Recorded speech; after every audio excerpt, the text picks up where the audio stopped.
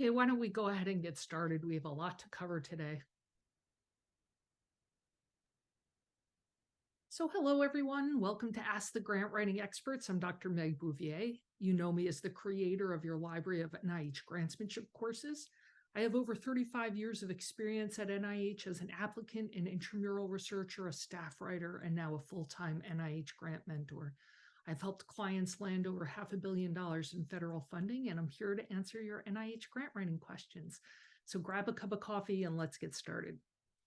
So just a reminder that if you are attending live, you're in listen only mode. So the way to ask us questions is if you scroll down to the Zoom toolbar at the bottom, you'll see a Q&A box where you can enter questions. You can start typing questions right now if you like. There's also a chat box if you want to contribute anything to the discussion. Feel free to put anything there. And as always, if you're watching this as a recording, just a disclaimer that things change really quickly at NIH.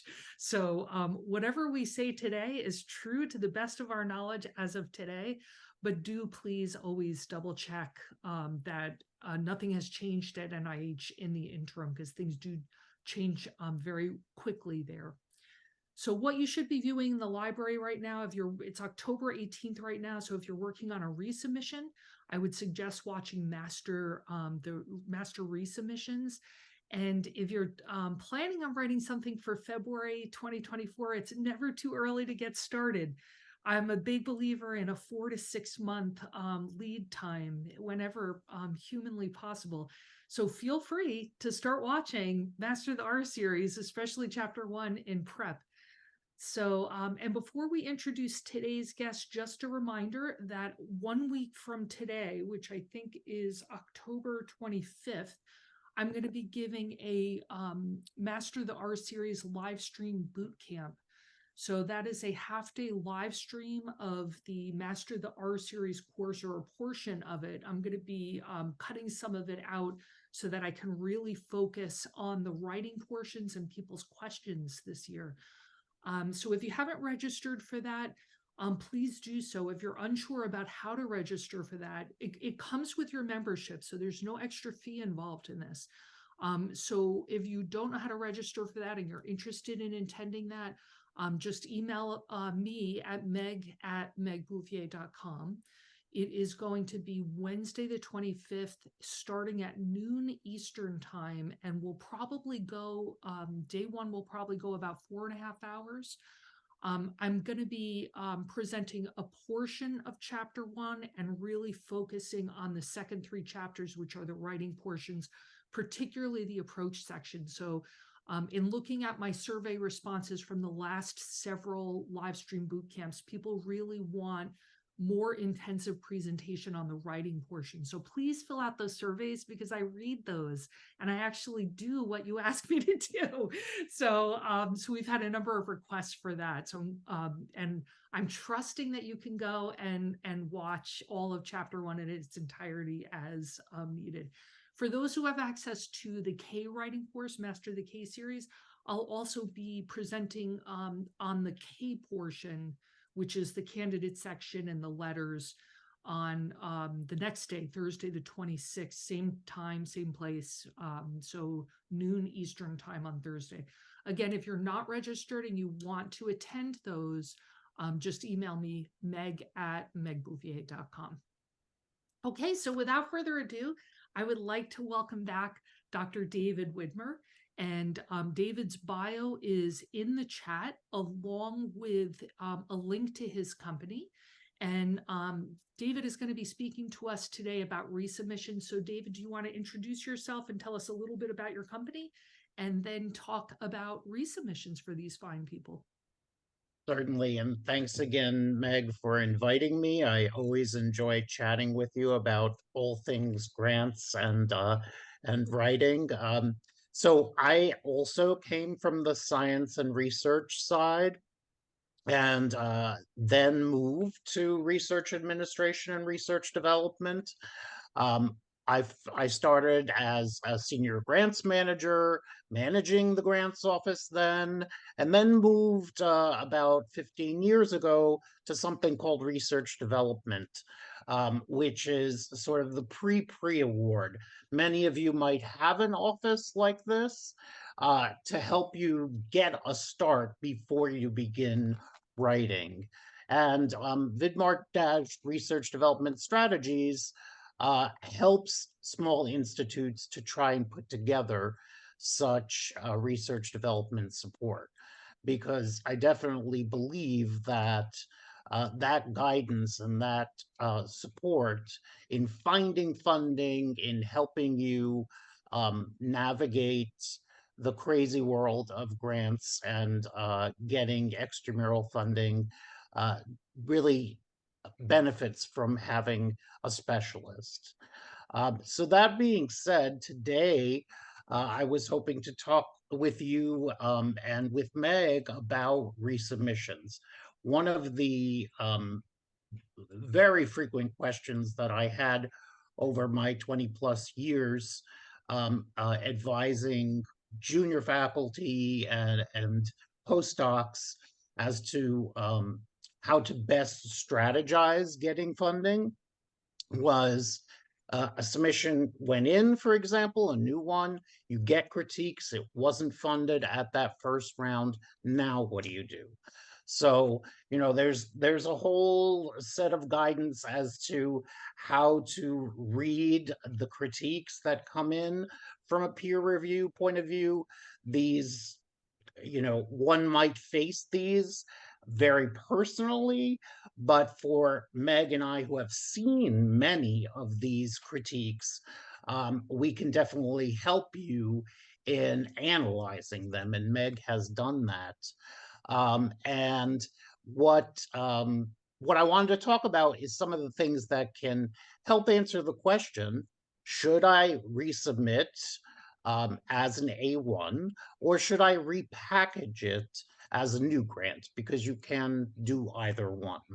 So there's a number of variables that might affect funding, and again, as Meg said, things change, and the situation on the ground at NIH, budgetary, peer review, all of those things might go into the success rate of one or the other sides of these. But in general, it depends on the critiques that you receive, and bucketing those would be very helpful. What can you respond to?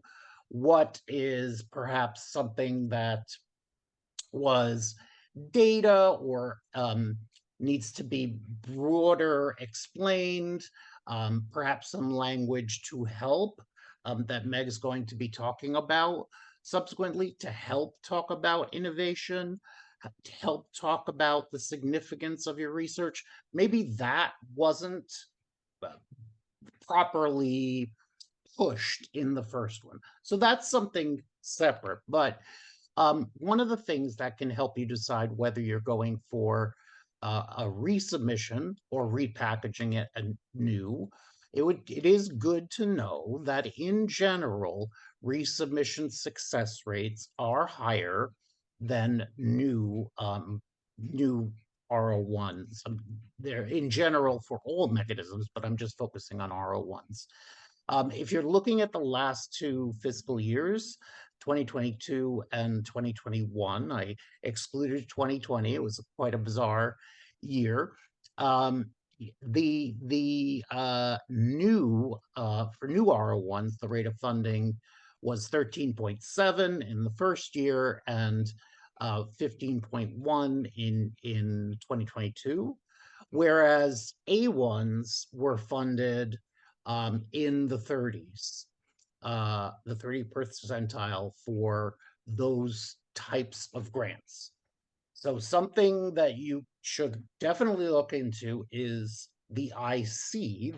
These numbers are NIH wide, but if you're submitting to one IC versus another, check that IC and look how the rate of funding for A1s versus A0s, again, so resubmission is A1, new grants are A0s. And that can help you get a sense as to whether you should submit. Of course, the critiques, talk with your colleagues, because if they've seen critiques, many of them, perhaps, especially mentors and chairs and the like, have seen more critiques than one individual investigator. They may have guidance. I've always suggested to my faculty that they speak to the program officer. Why? Because the program officer is 90% of the time at the peer review meeting. They're a silent audience member. They don't vote, they don't say anything, but they are there for discussions and subtext and things that don't always make it into the critiques. Yeah. So they have a lot of the inside scoop as to how did the reviewers really look at your grant? What were some of the back and forth questions about it? And that program officer, and again, sidebar is that's why you need to have a great relationship with your program officer. Build that now as a junior investigator, and it'll serve you well throughout your career. That PO can tell you, all right, I got a sense that you didn't really well explain the significance of your research, or I got a sense that there were no experts on the panel who understood the nitty-gritty of your research. And so that may guide you to suggesting to the SRO that X expertise should be on the panel. Or it may guide you to a sense that this is not the right panel to go to, and you might want to repackage it. So taking in all that data would be really helpful. The reason why, in general, over my 25 years in the field, I've suggested to faculty that they primarily look towards a resubmission is because the reviewers have given you their feedback. You have that information and you can correct it. And then it's going back for the majority to those same reviewers. It's always advisable to, if you can get it in for the next round, that's great. Many of the reviewers will still be there instead of cycling off the panel. So this will be relatively fresh in their mind. Okay, you answered this, you didn't answer this, and so forth. So that is a benefit to going in as a resubmission. And then again, you can weigh whether you want to start all over again based on the comments, based on what new data you received in the many months of this review and this decision. Maybe there are more data points that can be added in, publications that can be added in, things that will advance your argument as to why one should provide support for this research. So the other thing that I definitely think that people should look at is having somebody take a look at your response to the reviewers. And, you know, Meg has worked with my institute since 2016. Oh my God. And has reviewed individual grants back then and reviewed the critiques and provided information about how one should respond. That service is so beneficial to have someone else look and without a personal side of reading critiques of one's own work, uh, we can tell you how best to respond to it. So I'm kind of hedging as to saying yes one way versus yes another way because there are so many variables. But these are just some of the variables that you should weigh in deciding whether to go back to that peer review group or move and repackage it for somewhere else. So at that point, I'll stop. And Meg, please add in anything that I've forgotten or things that you want to suggest as well. Yeah, so I mean, I completely agree with everything you said, as always. So, particularly the program officer part. I will say that there are instances where you can't resubmit. So, for example, if you have decided to change NOFO, usually it has to go in as an A0. And you may decide to change NOFO because a topic specific one came out in the interim. And so now you've decided to do that instead. All else being equal, though, typically you do want to put it in as an A1. I've had clients say, well, if it's triaged, then I shouldn't bother, right? And while NIH has published statistics about that show that it is very hard to get funded from a triaged application, I've certainly seen it happen many times, and it really depends on the critiques and the reviews. Sometimes you're triaged because of one major thing, like it's a mentored K application and you haven't published with your mentor yet. So like you need a first author publication with your primary mentor if you're putting in a mentored K. If you have that now, put in the resubmission. One of the advantages is that you have an extra page to argue persuasively for your application. Invaluable. Not to be dismissed. That is really precious real estate. The other thing is that, and I need to point this out because we're in a continuing resolution right now, right? So the federal year, in theory, FY24 began on October 1st, but as per usual for non-presidential election years, we don't have a funding bill for HHS. NIH is part of Health and Human Services, so there's no funding bill, right? So what does that mean? It means that NIH and other federal agencies operate under a CR, a continuing resolution. And that's just a fancy way of saying that in practical terms, most institutes will operate at 80% of the previous year's budget. And what that means for you as an applicant is that if you're scoring somewhere around the funding line right now, because applicants are getting scores back right now, like the summer, the June applications in July are getting their scores back right now, your funding decision may be delayed. You may not know until next spring if you're funded, which really sucks, but this is kind of just a quirk of this cycle. It tends not to happen during presidential election years because Congress tends to pass budgets in October because they want to show their constituents that they can play nicely. So that's the only time we really get budgets passed in October. Non-presidential election years, we almost never get a budget in October. So the reason that I'm bringing this up is that, for example, I had a K01 applicant contact me today and say, this is my score, it's a very competitive score, but it's on the funding line. What do I do? Like, what's your guidance in this? And unfortunately, what I had to tell this applicant is it may be 6 months before you have an answer or longer before you have an answer because of this quirk of not having a budget. However, even in this instance, it's worth putting in the resubmission because both applications will be active in ERA Commons. It's like a quirk of the NIH system.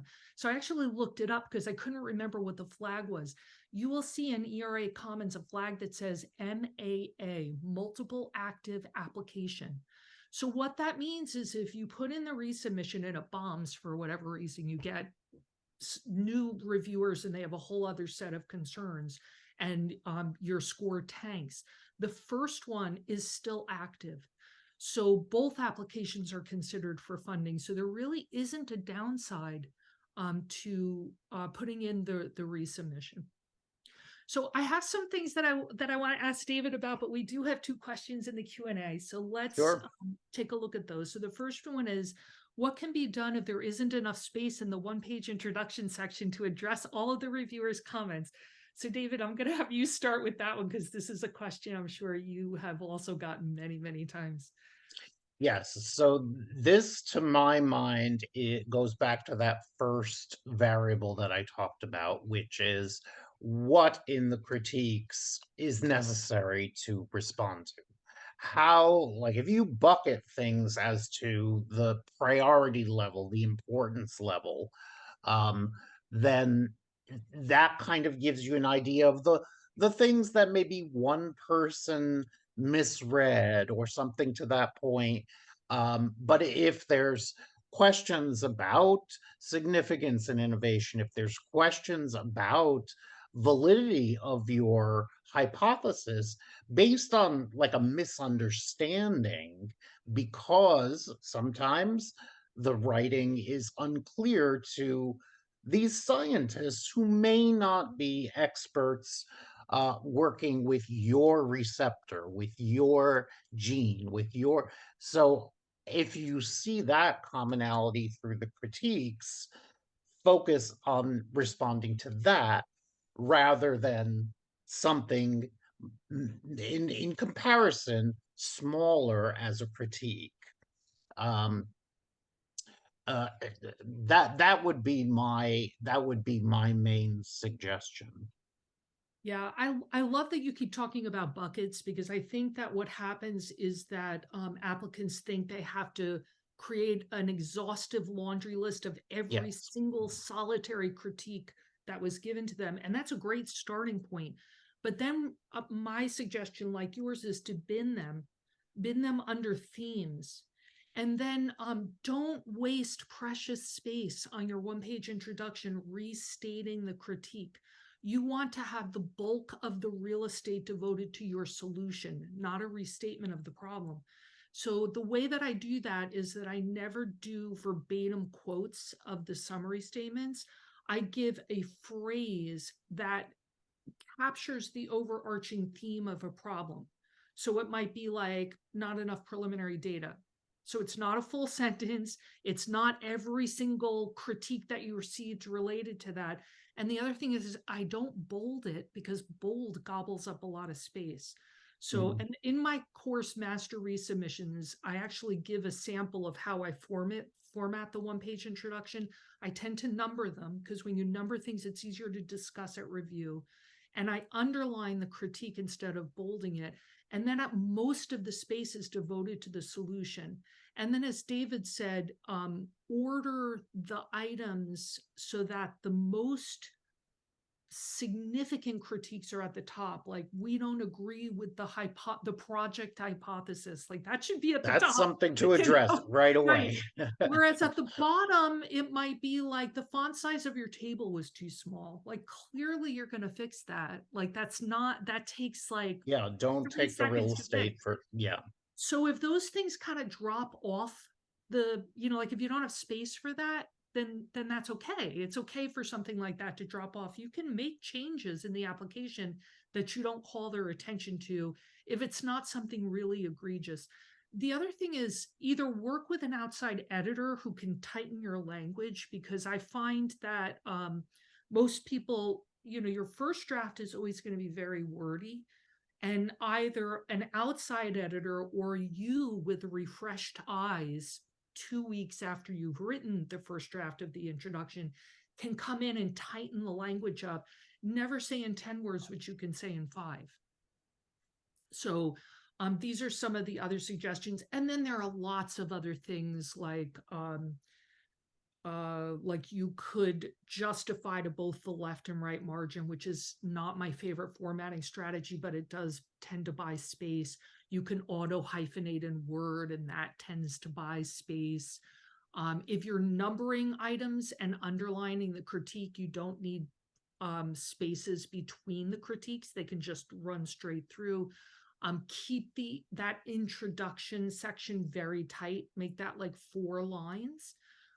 just thanking reviewers for their careful critique and pulling out a couple of juicy positive quotes and then move right into the meat of it. Mm, Recently, an applicant educated me about the fact that if you set word not at single spaced, but at exactly 12 point, you bump right up against the upper limit of the vertical line spacing yeah. specs in SF 424. So I think it's 6 lines per vertical inch. So that will, and I think single spaced is like 4 to 5. So that can buy you a little bit of space. So there are all kinds of little formatting tricks that I talk about in my courses, but I think I usually don't have to resort to those, because usually if you have an outside editor, tighten it up, or even you become your own outside editor by drafting it, set it aside for a couple of weeks, and then come back to it and tighten up the writing. Yeah. You can And usually get and everything. so let me talk about something way before you're even writing that first page. You get these critiques, you read them, put them aside. Go elsewhere, Try, maybe you have, consider a a career bowl of change. ice cream or something. Just step aside for a little Dodge. bit, because responding at that moment is not going to be useful. You definitely don't want to show emotion in your Yeah, response. You yeah, were totally wrong in writing that line. Um, but the other thing, talking about the batching of things, you're very right, Meg. List everything. Make yeah, a list of every critique, so you don't forget something, and then prioritize them by yeah, way of importance. yeah, Yes. yeah. So we But do just have, stepping away yeah, from before you respond, it's like, that you're writing an email response that kind of got you a little angry. Step away, don't write it at that moment. right. Yeah, and everybody's been there. There's nothing to be ashamed of. Don't be embarrassed. You really have to kind of develop a thick skin. And the same applicant just said, thank you. I have one more question. If an R01 is submitted again after an A1 is not funded, do the reviewer comments from the A1 get transferred into the new submission? And the answer is no. An But AC you get vote to is, improve it based on you those. get to improve it based on the critiques on the A1, which is important, but the new reviewers will have no access to, they won't even be told that it is a third submission. However, if you go to the same study section, people may remember you. So just keep that in mind as well. And the reviewer comments are useful. And then we have another question. Could you please explain what triaged application means? So yeah, so there are lots of synonyms for, and actually I pulled up a page because I find this incredibly maddening for new people. So here's a screen from my course. So triaged here, which is also known as not discussed, streamlined, or on the summary statement, simply plus plus, means that it's the bottom half of applications and it doesn't go to the study section meaning. So the first level of review is that your scientific review officer who runs the study section will assign it to a primary, secondary, and tertiary reviewer, and it gets sent to them ahead of the study section meeting. They read it, they score it, they upload their scores, and then they have an opportunity to look at the scores of the other 2 assigned reviewers. And there's like something like a 24-hour window where they can go in and have the opportunity to change how they scored you based on what the other people have said. Then based on that, you're ranked within your cohort of applicants, which is why sometimes you could get stellar scores and still be triaged, or conversely, you could get pretty poor scores and actually be discussed.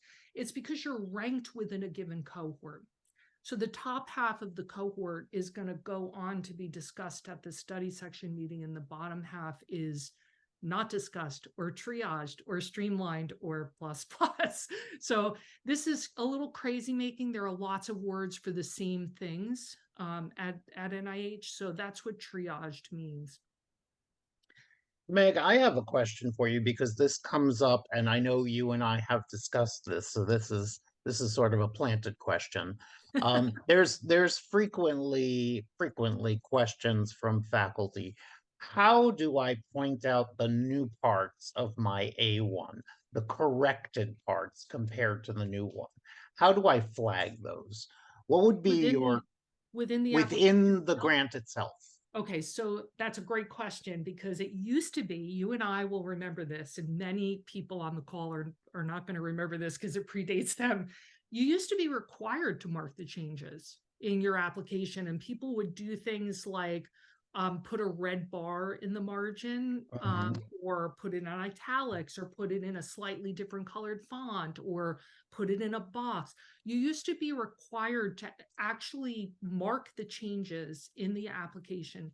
And then I think in 2016, it was bundled together with all the other application changes, that NIH said, oh, you don't have to do that anymore. It's not required. Now there's actually guidance. And again, an applicant dug this up for me and showed it to me. You're forbidden from doing it. You're not supposed to mark the changes anymore. And that's Ah. actually, you can, I put the hyperlink for that guidance in Master the R Series Chapter 4 approach, where you're not, and I think I may have put it also in the Master the Resubmissions course. You're not allowed to mark the changes. Having said that, like so much else at NIH, this is not a hard and fast rule, and I certainly have applicants who have marked changes and not been disqualified.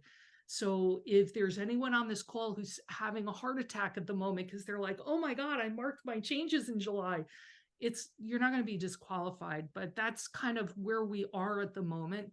Ask me again in 3 months and it'll be something different. So But because there are various parts in your grant where you want to emphasize something, mhm. there will be markings perhaps. And if you want to emphasize a part that happened to have been changed from your prior grant, what is the font change or the flagging? You talked about bold as taking up too much space. And you also want to Well, pay attention. in the introduction, because it's only a page. But in the research strategy, maybe you do want to bold something. I never use enlarged font. That's not something that I do, and I never indent.